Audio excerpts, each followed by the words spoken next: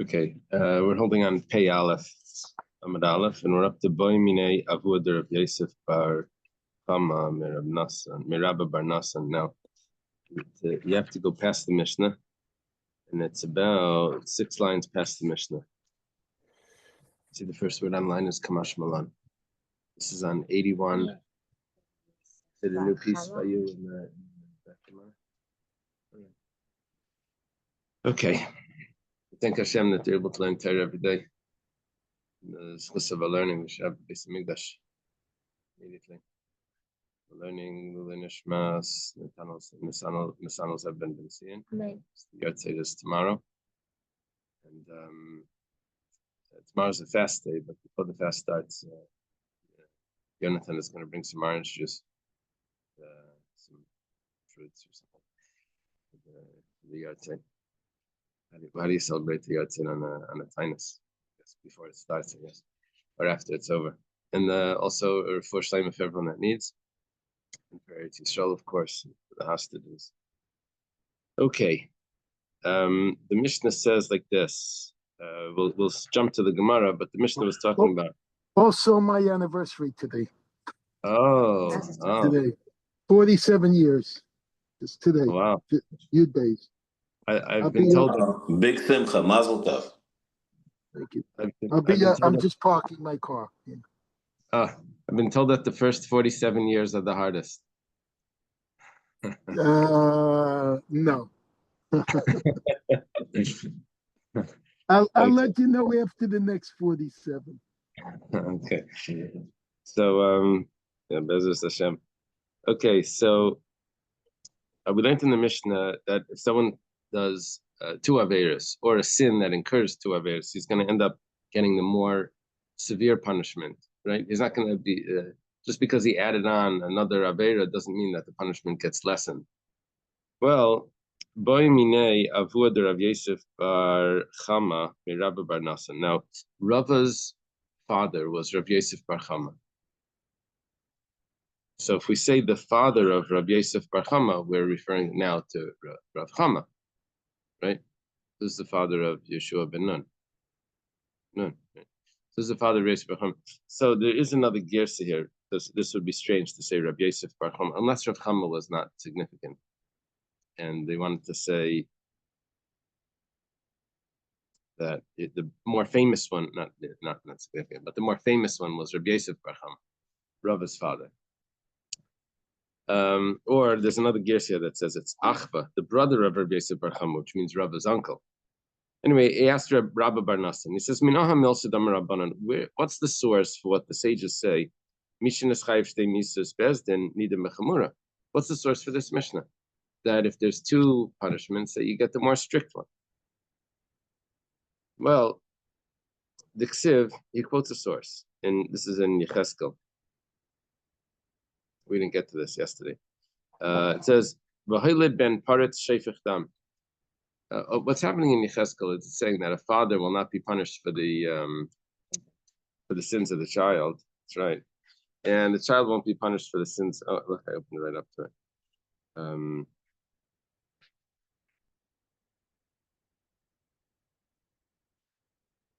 Nefesh hachitas hitamas. The one that sinned, he's the one that will die. Right now.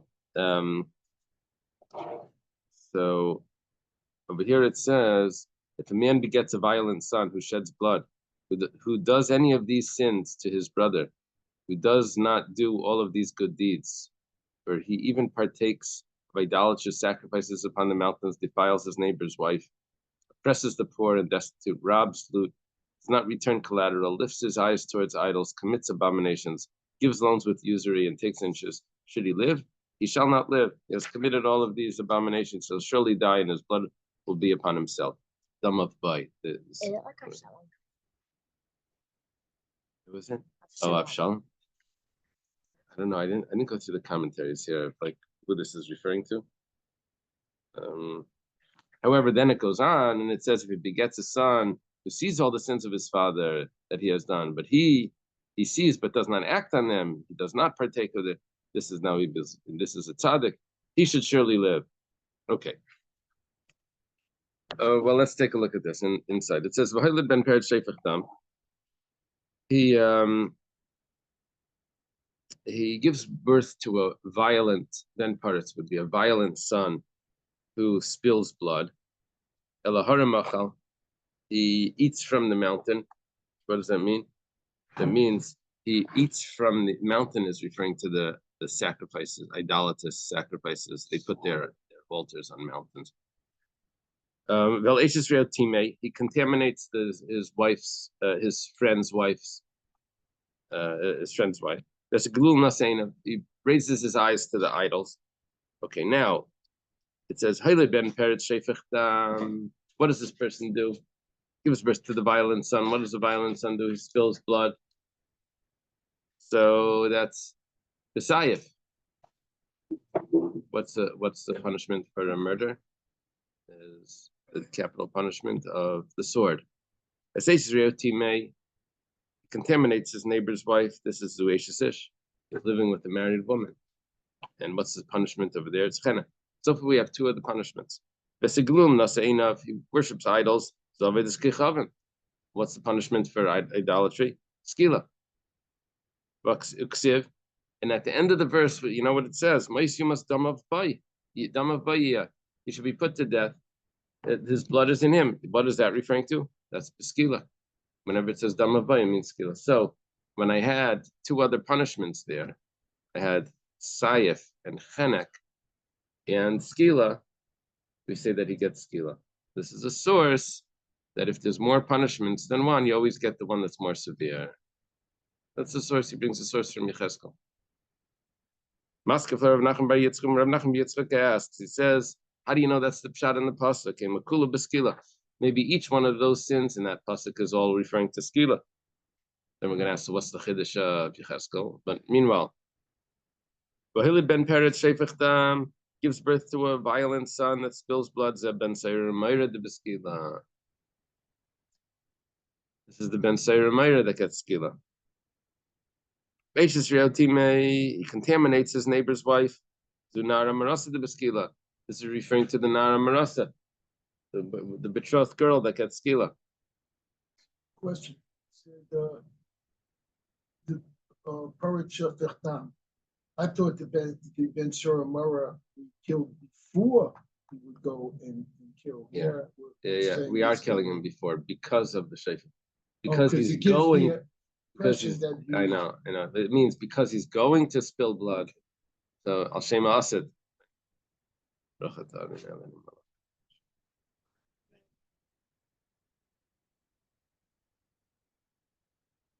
Zunam Rasa de Beskila. Well, Gulam Naseinav into idolatry, he lifts his eyes over it's coming to Beskila. So the whole list of these is all skila. So you have no proof from this that if there's a bunch of that there's all the different punishments, you're always going to get the worst one. That doesn't prove that. All of these sins incur the same punishment of skila. So the Gemara asks him, so what's Yecheskel telling me? Maybe it's just teaching a bunch of halachas, random halachas. Says him, Cain, if that's what you're doing, Moshe Rabbeinu also repeated halachas, but he repeated all, many of them, not all of them, but many of them. In Mishnah Torah, so let him list the whole Mishnah Torah if he wants to do that. Why is he just these random halachas? It must be that he's teaching me a halacha. Darash Ravacha Bar Chanina. Ravacha Bar Chanina taught the following: My diksiv, and based on the same verses in Yecheskel. What's the meaning of the verse? Elaharim layachal. He doesn't eat from the mountains. This is in the contrast to the last group of psukim. The last group of psukim was a whole paragraph all about the wicked. That the wicked are going to be punished for their sins. Then there's another group of psukim that says, and the tzaddik won't be punished.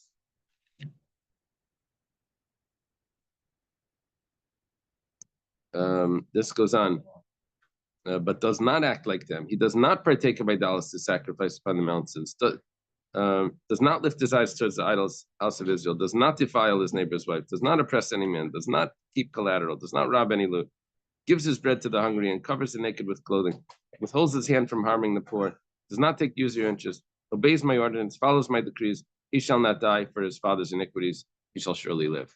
That's the next section. So Rav Acha Bar Chanina is explaining the next section. He says, "Elaharim layachal." He doesn't lift. He doesn't eat from the mountains, which means he doesn't eat from the offerings to idols.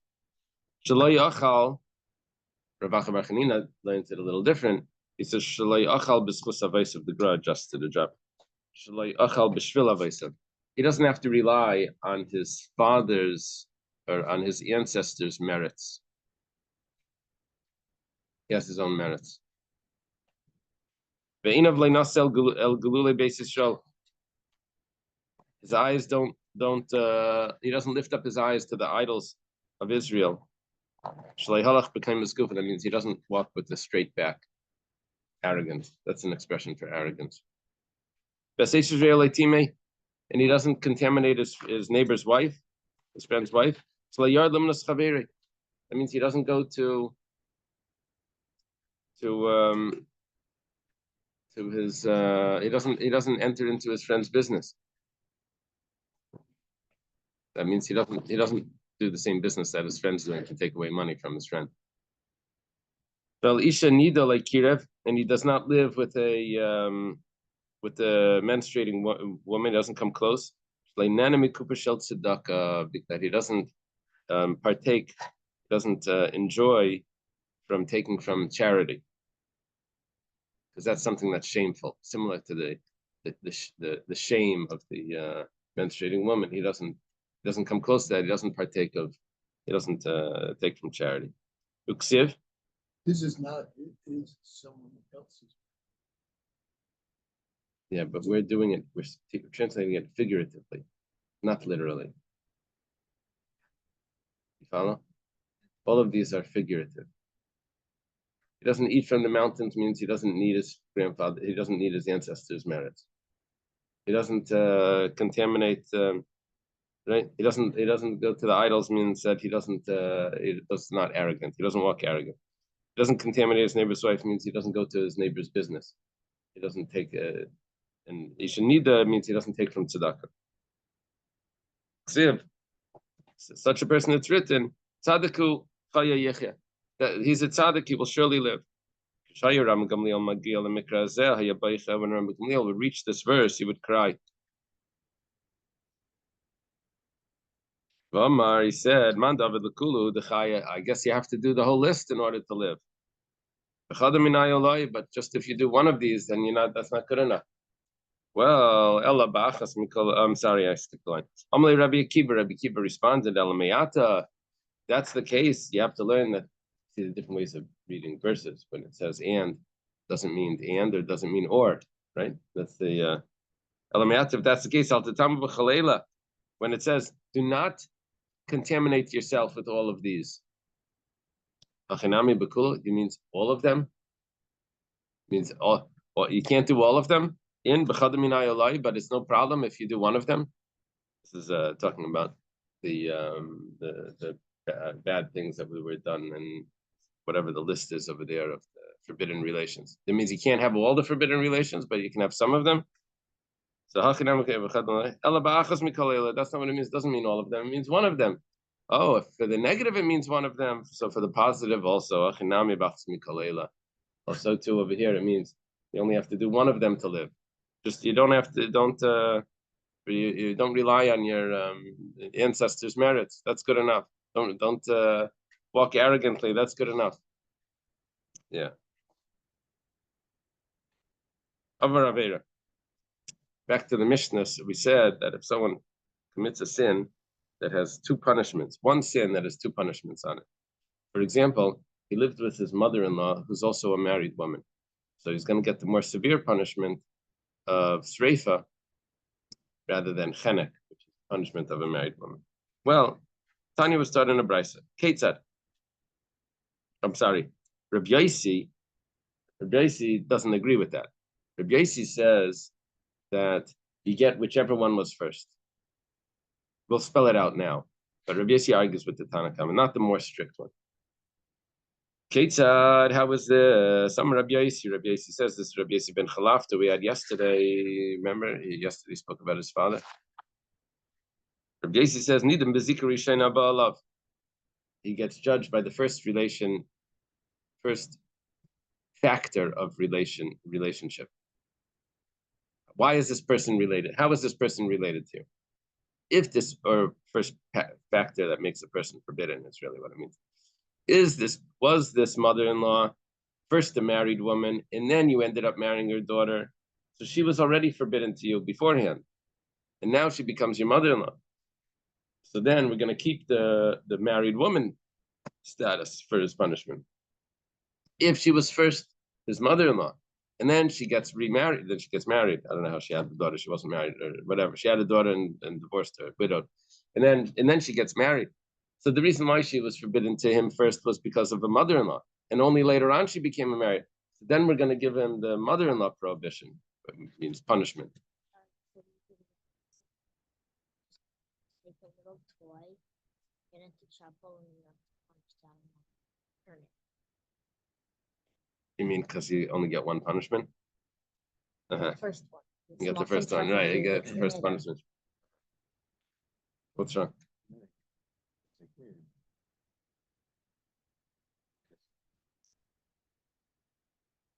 Why? What this is assuming is that a person is prohibited, then that prohibition blocks any other prohibition from coming out there. Yeah, but at the time, it had multiple reasons why not. So no, but we had rules. We said like einis or chalalisa. Something is prohibited already doesn't become more prohibited because of another prohibition, right?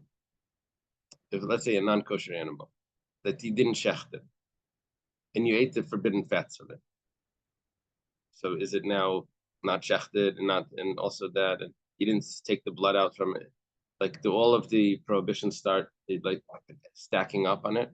So it depends. Some yes, some no. It depends on the type of prohibition.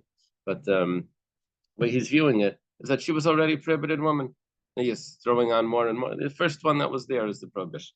Well, let's say she was first a mother-in-law and then she becomes a married woman. He's going to be judged as this. He'll be judged as living with his mother-in-law, which is Sreifa, burning, right? She's a married woman, and then she becomes his mother-in-law because then he marries his daughter, which is chenek, strangulation. Amalei Ravada Barava Larava. Ravada Barava has a question to Rava, and also Hillel has a question. If it's first his mother-in-law, and then she becomes a married woman, it's judged as a mother-in-law because that was first. But what about an Isser Meisef? Because Isser Meisef was, we had different rules over there in Chulin when we had the sugya. Isser Meisef meant that if more people are included in the new prohibition, so because it gets extended outward to include a large, it's like an umbrella, it includes more people in the prohibition. So because it takes effect on the other people, it also takes effect on the first person that was already prohibited. So for example, this woman was his mother-in-law, so she's prohibited. But now she gets married, and now she wasn't prohibited to other people. She was just prohibited. She was a single, a widowed woman. But to him, she was prohibited. Now she gets married, and now she's prohibited to the rest of the world. She's only permissive. So because that umbrella covers more people, now there's a new prohibition that actually does take effect, not on him, but on others. So therefore, it also takes effect on him. So if we say we have this concept of Mr. Moisef, why don't we say that he should be judged as it's as living with a married woman? Given another execution. Ah, 1 second. Amalei Adabri said, Ada, my son. This is Rava talking, but his son wasn't Ada. This is Ravada Barava. I guess that's an endearing language. Do they comment on that? Adabri, Ada, my son. Ada, my twice. My twice. No. That's funny. Is it the first line? Ada, my son. Okay. Ada, my son. Betray Katli, say, what do you want to kill him twice? That's Dr. Sign also. Between this group around the table, we have the whole Gemara already, all the comments. So he says, what are you going to kill him twice? You can only get one punishment. Which punishment is he going to get? He's going to get the more strict one. From this Gemara, we seem to have lost. Talking about two. you automatically die, then you only do the worst one. Ah. If you- So, but if it's a not death including that it's penalty, you're are right. just getting hit, then you get a bit more If it's a, double lashes. You do both them. so if it's a death penalty, then you can only do one. The person can't kill him. You can't kill him twice, right? But what But if if it's a 30 shaygeg, lashes, then he can. then maybe you can. No, we don't do lashes and death penalties together. We only do the more strict one. However, let's say he has to bring a sacrifice, and because of this one act of relations, he violated two laws. So if it's just a Maisif, yeah, you're right. He's going to have to bring two sacrifices because this one act committed two sins. The second act, more death penalty. The first one. No, it was opposite. Second one over here was Less. less. So what happened now is we lost this the wording of Rabbi Yossi, Nidim bezikari shena shabalov is not it's not so accurate because we're really looking at the one that's more severe. So then, if that's the case, then what are we doing? What's he arguing with the Tanakama? What we just concluded is that he's going to get over here. It happens to be he's going to get the first one. Actually, Rabbi Yossi didn't say that.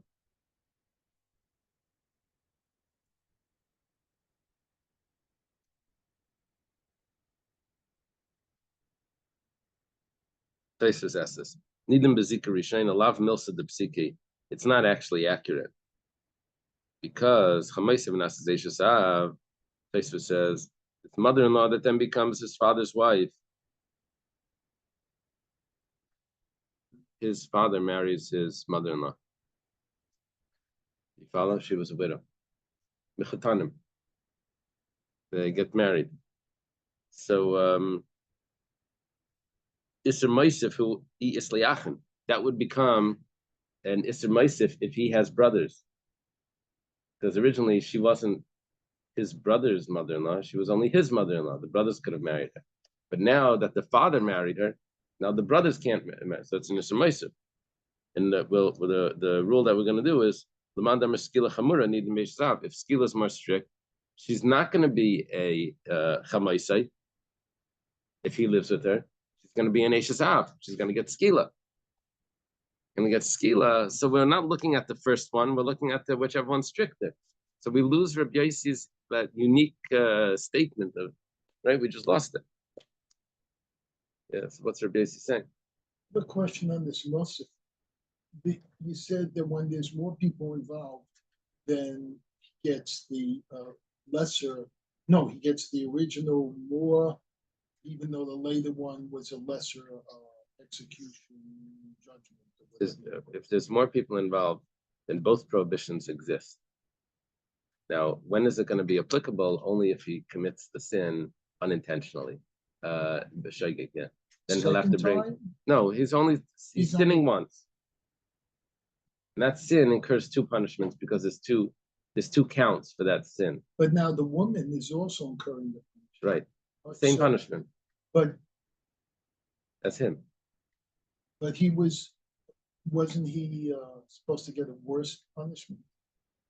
So he's going to end up with getting the worst one, whichever one's worse. But I thought you said before when we had a group of people and they had multiple punishments, we went with the lesser. So what do you do? No, we don't go with the lesser. What we do is we'd add on the new one, and then we'll have to give him. We thought we're going to give him punishment twice, because originally we were learning Rabbi Yossi that you can only get one, you can't get the second one. You only get the first one. So why can't he get the second one? We have an example of where the second one is applicable. Because it's an Isser Maisif. So he said, no, we're just going to give him the more strict one. I'm just asking that. If now you get the more strict one, now now Rabbi Yossi doesn't have a unique opinion. We're back to the Tanakama. Okay. It says brain. Yeah. No. Ada, Bri. Ada, my son. Excuse me. Misha Lakavishana. Someone that got Malchus. Yeah. So that got Malchus Bishana, and then he did the sin again. He got a second Malchus. He did a different sin. Bezdin machnis naisi lakipa machil naisi sayrim ad shekresim ispakas. See, this is a what do you call it? An offender repeat offender. He's a repeat offender. The Beis Din just puts him into a prison cell, and they feed him this food, and his stomach bursts. They give him a lot of overdose him on chilling. That's right. Give him cholent. What is that? Okay, let's take a look. The Gemara has a lot of questions on this, of course. Okay. The question is, is that what you do to repeat offenders? You kill them, you put them into a cell, and you do this. This is sort of like, we don't have patience to deal with you anymore. But this is not justice, just to kill someone because what did he do? It was only a punishment of Malchus. Yeah. What is the purpose of the bargain? We'll see in the end of this. Come on. You'll see. Rab Yirmiyah says name of Rab Shimon ben Lakish. You'll see. No, this wasn't just a regular Malchus. This was a punishment of Karis. Punishment of Karis means that the person is really supposed to die by the hands of heaven. And there's a rule that if you give Malchus to someone that's supposed to get Karis, the Malchus would satisfy the Karis punishment, and the person can continue to live. So we were taking away the Karis punishment, but by giving him Malchus, now we just stop and we let him die. We let him die. We add a little food to that, but he dies. But it was much more strict than the way we were. Is that why The Gaber Bartolo, maybe, yeah. Rabbi, who sponsored the food? Who's? Yeah. The question: who sponsors the barley?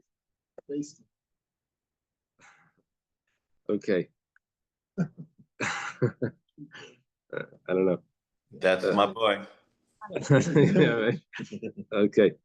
The Gaber Bartolo Ukruve Hudle Mikra Katle. The only thing is, his punishment, his death penalty wasn't so close.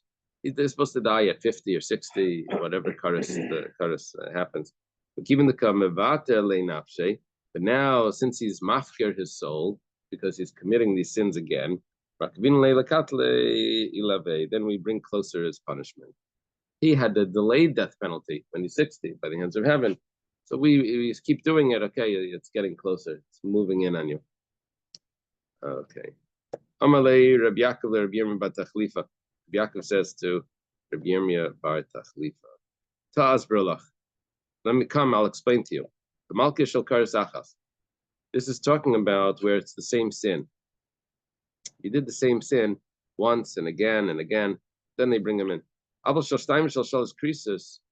But if it's different sins that he's doing, he's just tasting different pleasures, different prohibitions.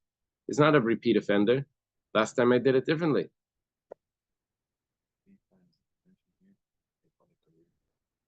A what? A career criminal. He's not being mafkir his soul. He had to try a different thing.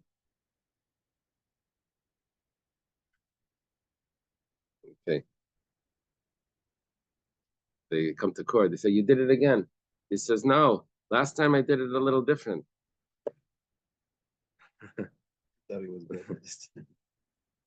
Okay. Mishalaka Vishana, someone that repeats, gets Malchus once, and then he repeats, he gets it again. This means that he only got Malchus twice, but he didn't get a third time. If we're already ready to say that he is the repeat offender by only twice, then that doesn't fit with Reb Shimon ben Gamliel, because there's a famous machlekes between Rebbe and Reb Shimon ben Gamliel. How many times is a chazaka? Rebbe says twice is a chazaka. Reb Shimon ben Gamliel says 3 times is a chazaka, and assumed This one he was status. Nasi. Oh, they were both Nasiim, right? Rebbe and Reb Shimon. It's his father. He argues with his father about this. Well, they're both. I know, but they were Nasi at the same time. No, when the father was alive, he was a Nasi. Afterwards, Rebbe. The Reb Shimon ben Gamliel, because if this would be Reb Shimon ben Gamliel, Reb Shimon ben Gamliel says it takes 3 times. It takes 3 times to have a chazaka, and this person only was a repeat offender twice. Amar Ravina. Ravina says, I feel the same Reb Shimon ben Gamliel. We could even say it's Reb Shimon ben Gamliel, Kasavar Aveirus Machzikas. I don't need the Malkus to happen 3 times. I need the sin to be committed 3 times. He did the sin once, we gave him Malkus. He did the sin again, we gave him Malkus. At the 3rd time he sins, we put him into the. I don't need to give him Malkus a 3rd time to see that he's a repeat offender. He's already the repeat offender once he commits the sin. I don't have to give him the punishment to be the offender. Once he did the sin the 3rd time, we already put him into the cell and feed him the barley. Mesve, the chamber. What do you call it? Hunger chamber. What is This it? the origin of baseball. 3 strikes. Yeah, 3 strikes. 3 repeats in you 25 years. Right? 3 repeats. And then they put them away. What's for Uh-huh. repeats? If in court, let's say someone commits the same crime 3 Oh. times, robbery, this, that. I thought he you brings the automatically same spend things with the 25 years minimum. Even if the sin is like the crime is a monetary crime of some sort. Actually, they punished for monetary crimes quite severe. The worst. I'd have to consult with my lawyer who is not here Uh-huh. as usual. Meisvei, the Gemara has a question. I did not hear that. If he does an Avera that has Malkus, does it once and he does it twice, give him Malkus. Shlishis, the 3rd time, but they put him into the cell and they feed him the barley. Bashal says, after Shlishis Malkus, even the 3rd one, they give him Malkus. But Revius and the 4th one is when they put him into the cell. My love, is it not? The Kuli Alma Malkus Machzikas. Everyone holds that you need to get Malkus in order for this to be a repeat offender. You have to get the punishment 3 times. But look to the Rebbe, Reb Shimon ben Gamliel Kamiflgi. And what's the machlekes? Rebbe holds that if you get Malkus twice, that's enough. Reb Shimon ben Gamliel holds if you get Malkus 3 times. Let's put it into this machlekes here. Tanakama says that after the 2nd time, we're already when he commits the act the 3rd time because he got Malkus twice. But if he commits the act the 3rd time, we already put him into the cell because he's already a repeat offender. He already has the chazaka. Abashol says he has to get the Malkus for the 3rd one. And then when it comes to the 4th one, that's when we put him in. We can't, after he gets Malkus, Rashi spells this out. After he gets Malkus on the 3rd time, we can't say, oh, now you're the repeat offender. You got punished 3 times. Now let's put you into the cell because we already got punished for that. We can't put him into the cell. So we have to wait for the 4th time. But really, the 3rd time should have been enough. But we just have to wait for the Malkus. And once you get the Malkus, we can't give you a 2nd punishment. So at the 4th time is when he gets put. Because the repeat offender is only a repeat offender if he gets punished 3 times for the sin. Then he's considered a repeat offender. Yeah, we're not counting, we're counting how many times he got caught and punished, not counting the sin. If he did it twice, then if he Right. did it 4 times, it doesn't. Only if he gets punished 3 times.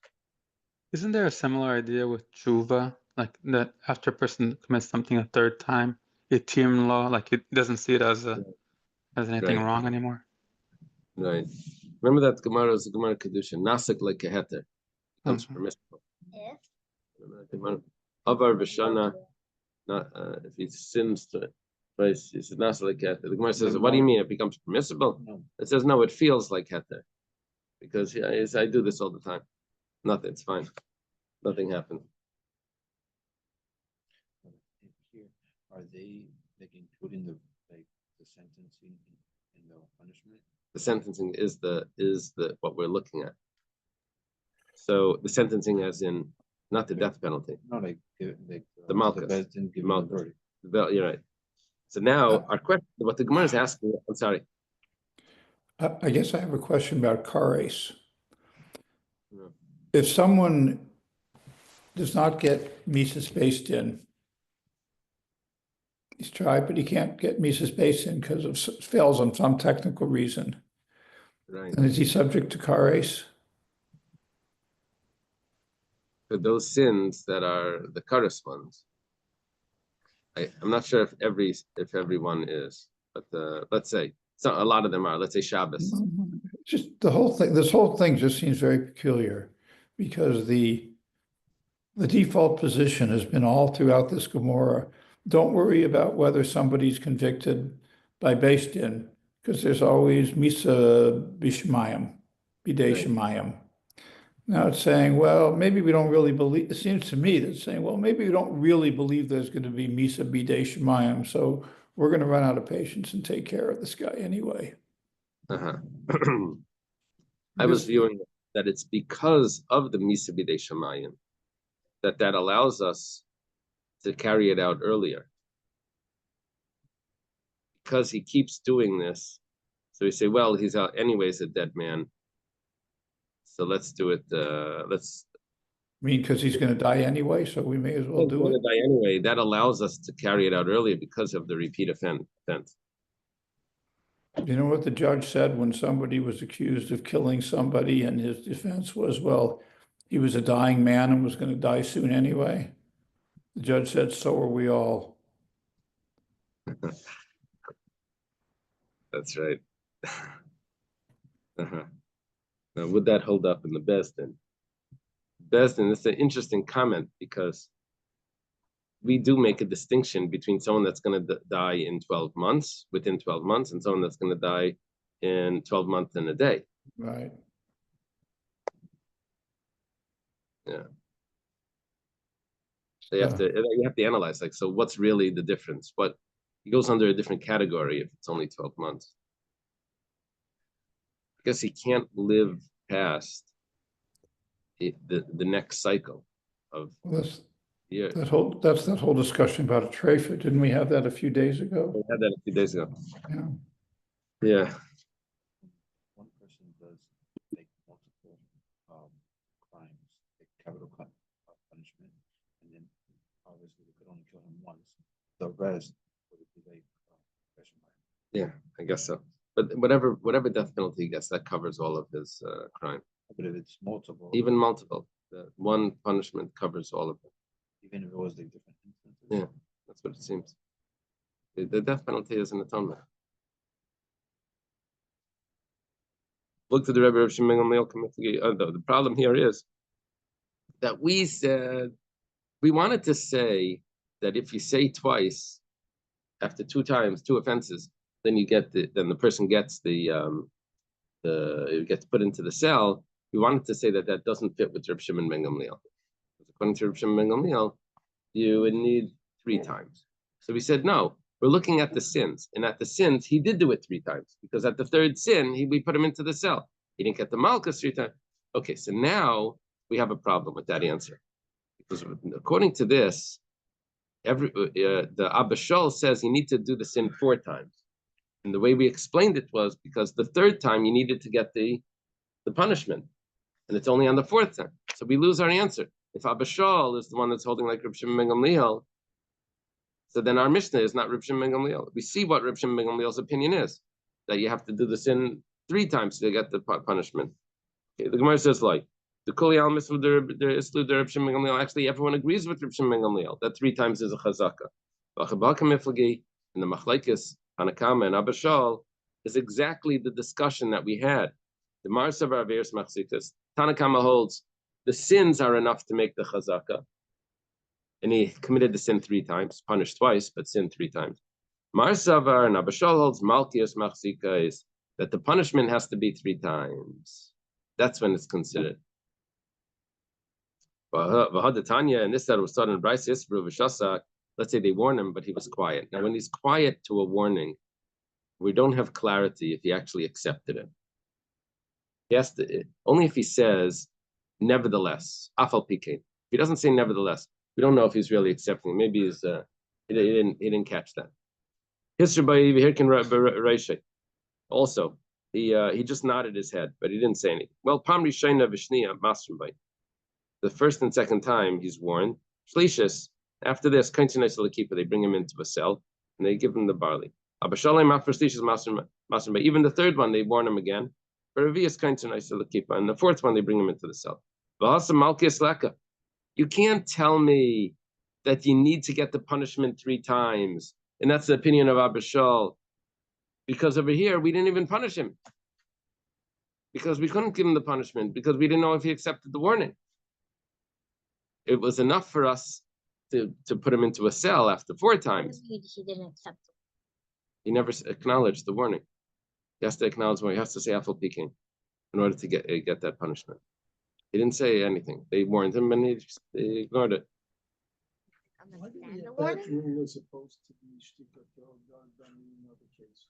Why is it by warnings they have to confirm, yes, I hear you, but I'm still doing it? But everywhere else, it's the same thing. Probably because of the Hitzdiku, Itzilu Aida, that you're supposed to save him or whatever. It's probably that. Is kares a reshus or a chiyuv on based in? Well, the karis is not, you mean to give malchus instead of karis? Of course, yeah, that's what I'm asking. I understood that it's a reshus. It's that would be the answer to the question I was asking. It's like by giving Malchus based in stalled Karis. Misa Right. Bidei Shemayim. Right. It's like they've stepped in and sort of made themselves responsible now, because if they hadn't given him Karis, he would have been Misa Bidei Shemayim. But so now they're sort of responsible for this guy's problems. Oh, interesting. Interesting. They helped out that it should be. They prevented the Misa Bidei Shemayim by giving him Malchus. Right. Right. I understood that's from the Sanhedrin renewal in the 1500s.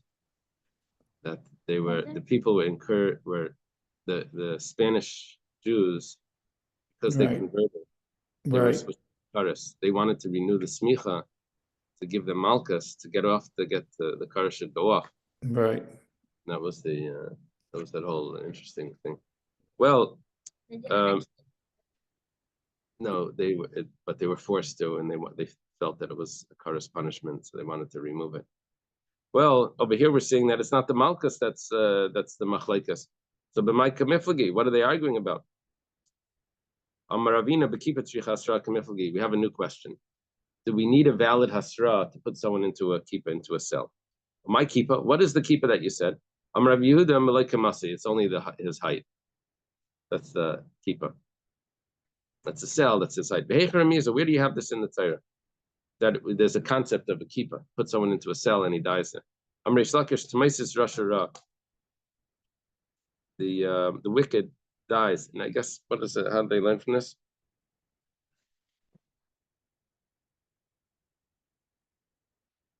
If he's So the verse means that wicked people will be destroyed by the very evil they set in motion, and thus implies that one who is presumed to be wicked is deserving of death.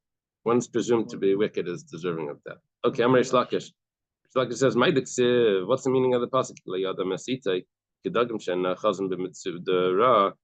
The person doesn't know his time. It's like fish that are caught in a evil net. What's the evil net? Amar Reish Lakish, kaka. It's the hook, the fisherman's hook. That's the evil net. What does it have to do with anything? Well, Reish Lakish said one statement. Reish Lakish says another statement. We just quoted Reish Lakish. We quote another thing. The Mishnah says, someone kills a person, but we don't have witnesses. But the Beis Din knows that he does it, that he did it. Caught it on camera. We just don't have witnesses. So we bring him into the cell. We give him what is lechem tsar? Type of bread. Sparing portions of bread. Mayim lachatz, and also probably sparing portions of scant water. The Gemara says, "Mina yadin." And how do we know if he killed if we don't have witnesses? Amarav beidus miyuchedes. We know that he killed because we have independent witnesses that are testifying to this, but the witnesses didn't see each other. So we have 2 witnesses, but because they didn't see each other, they're not considered a pair of 2 witnesses, and so we can't kill them. But we do have 2 witnesses. So there's this halachic thing that's holding us back from doing the capital punishment, but we know that it was done. Wait, so if there's a river and then there's 12 witnesses on one side, but there's like walls in between them, and they all witness the same murder on the other side. Yeah, if they don't see each other. It's a It doesn't- problem. Yeah. Wow. That's the Gemara Marcus. What do you do if people saw from different windows or something? They have to be able to see each other. Well, Shmuel Amar Shlei Basra. Shmuel says that they saw that he killed, but they didn't warn him. He didn't warn him, then he can't get the capital punishment. He says that there was a technical issue. They asked him, they do interrogations, and they also ask other questions. The interrogations, the chakiras, those are the ones that are the interrogations about the crime itself. The bedikas are peripheral information, what was he wearing and what was this, and they messed up on the bedikas. Messed up on bedikas, so you can't carry about the punishment, but they got it all correct. Kedetanan, as was taught in the Mishnah, Ma'aser Badak Ben Zakkai, but Ben Zakkai, so there was a murder under a fig tree. He said, well, how thick were the stems? And one person got the stems thick, one person said they were thin, and he had to go free because of that. They feed him sparing bread and scant water. Why over here does it say that they give him this bread, a little bit of bread in the water? And over there in the other Mishnah, it says that they give him barley until his stomach bursts. Why are the different diets? It's going to say, I ordered the other meal. Okay, Rav Sheshes says, really, they give them both. First, for a period of time, they give him sparing bread and scant water till his stomach shrinks. Then they give him the barley, and the barley expands inside, and it makes his stomach burst, and that's how he dies. Let's leave it over here.